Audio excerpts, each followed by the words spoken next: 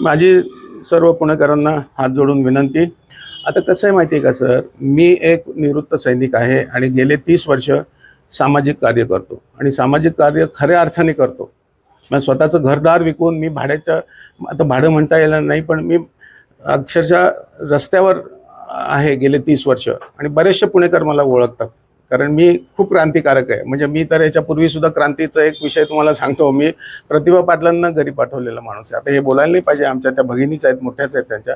अशी माझी खूप खूप कामं आहेत. तर मी ज्या घरात राहतो, जे मेजर पानसे म्हणून माझे जे मित्र होते ते वारले बिचारे, ते सेकंड वर्ल्ड वॉरचे होते. तर त्यांनी मला म्हटले, सुरेश तू स्वतःचं घर विकून तू आता भाड्याचं घर हुडकायचं करतोयस, तर तुला माहीत नाही कुठं मिळत नाही. माझा बंगला आहे, माझ्या बंगल्याच्या बाहेर 6 सर्वंटच्या क्वार्टर, त्याच्यातले 3 सर्वंटच्या क्वार्टर, म्हणजे छोटेसं आउटहाऊसच्या 3 छोट्या रूम आहेत.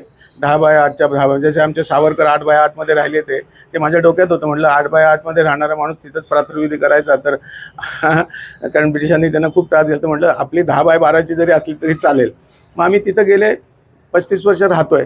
पण आता झालं काय, ते मेजर पानसेच्या माहितीनंतर त्यांच्या मुलाला आता ते घर विकायचं आहे आणि त्यांनी ते घर, हे 2 जे चित्रामध्ये तुम्ही पाहाल, त्या दोघांनी काय केलेलं आहे, त्यांनी 3 तारखेला येऊन आमच्या घरावरच्या गार्डनमध्ये लिटरली हल्ला केला, काही कारण नसताना. त्यांना विचारलं की काही तुमच्याकडे पत्र आहे का, काय. माझ्याकडे क्लिप आहे, ती दाखवतो, तुम्ही बघा, तिथे वापरा. तर त्यांनी काही नाही, त्यांनी ते तोडाताडी केली, सगळं नुकसान केलं.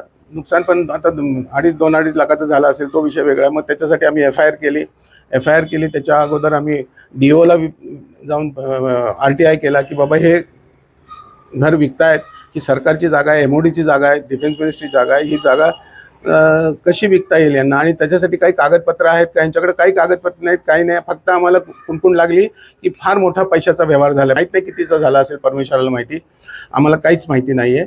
आणि माझी तर विनंती हीच आहे आपल्यातर्फे की मला न्याय मिळावा.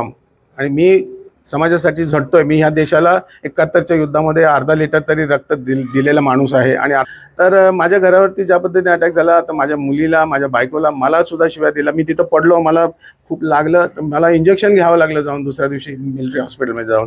तर ही दादागिरी चाललेली. आणि हे 2 ग्रस्त, त्यांची नावं तुम्हाला मी देतो. तुम्ही DOला विचारा ना हे प्रश्न की बाबा सेल डीड हुआ क्या, परमिशन आपने दिया क्या. तुम्ही परमिशन नाही दिली तर हे येऊन दादागिरी का करतात. आता इथं मगाशी एक जण म्हटले की ते FIR केला. अरे FIR वाल्याला घर खरेदी विक्रीचा काही संबंध नाही आहे, तो FIR त्याच्यापुरता आहे. इकडं तुम्हाला DOलाच विचारायला पाहिजे की तुम्हारे पास क्या तो है, नाही तर आर्मी अथॉरिटीला विचारा, त्या ब्रिगेडियरला जाऊन विचारा कि कोई तुमने परमिशन दिया इनको घर बेचने के लिए और कितने में बेच रहे हो. ते काहीच नाही कुणाला माहिती. मुघलाई आल्यासारखं वाटायला लागले. दुःख होतं, खूप दुःख होतं. तर माझी विनंती हीच आहे, कारण कारवाई व्हावी, म्हणजे पोलिसांनी कारवाई करावी आणि DOनी त्याच्यावरती कारवाई करावी की बाई गव्हर्नमेंटच्या कुठल्याही MODची परमिशन नसताना तुम्ही ही जागा कशी विकताय, आणि विकत असाल तर त्याचे काय डॉक्युमेंट्स आहे ते दाखवणं गरजेचं आहे. आणि हे 2 जे सौरभ अंकलेसरिया आणि त्याची बहीण, ती जी पण आहे, ती पर्सिस जी पण आहे, त्या दोघांना अटक करणं गरजेचं आहे. अक्षरशः त्यांनी, म्हणजे ज्याला म्हणतो ना, इतके गुंडे आणून, आणि काही जरूर नाही ना. अरे आमच्याशी संवाद केला असता तर आम्ही तुम्हाला म्हटलं असतं ना, घ्या, आम्हाला 2 पैसे द्या, आम्ही कुठं भाड्याने राहू. पण आता माझी मागणी हीच आहे, ह्या दोघांना अटक करणं गरजेचं आहे. आणि DO कडून परमिशनचं पत्र आहे का हे तुम्ही सगळ्या जगाला दाखवा. जर असेल तर येस, आणि कितीचा हा व्यवहार झाला आहे ते सगळ्यांना माहिती होऊन द्या, कारण फार मोठा पैशाचं त्याच्यात इन्व्हॉल्वमेंट आहे.